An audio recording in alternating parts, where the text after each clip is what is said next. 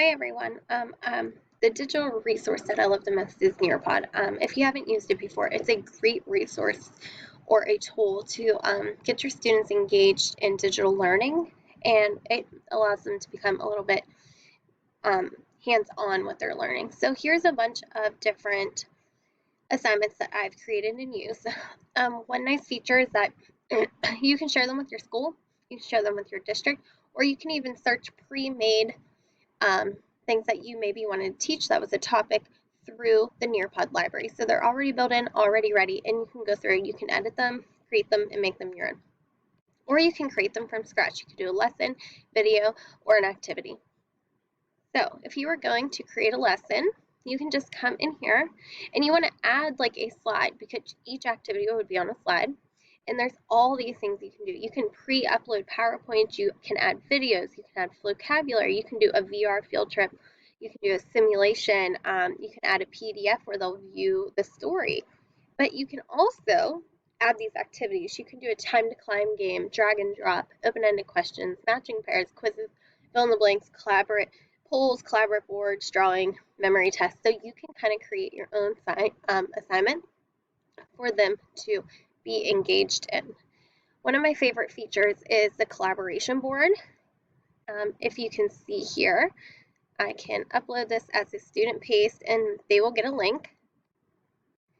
Or you can go and you can edit it or preview it, and it has those two modes. So you can do it together as a class or you can do it one by one, and you can add your board here.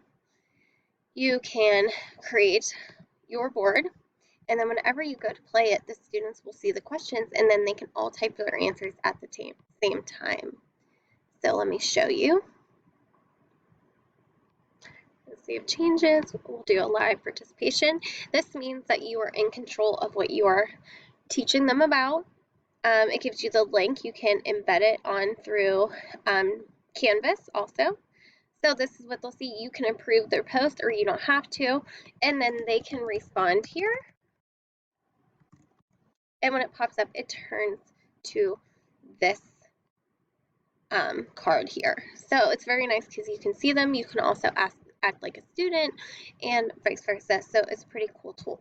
The way to upload in Canvas, which I do multiple times, is you go to your Canvas page. You want to add an assignment. Well, first you want to create your Nearpod in the Nearpod account. You want to add an assignment. You want to create it once it loads.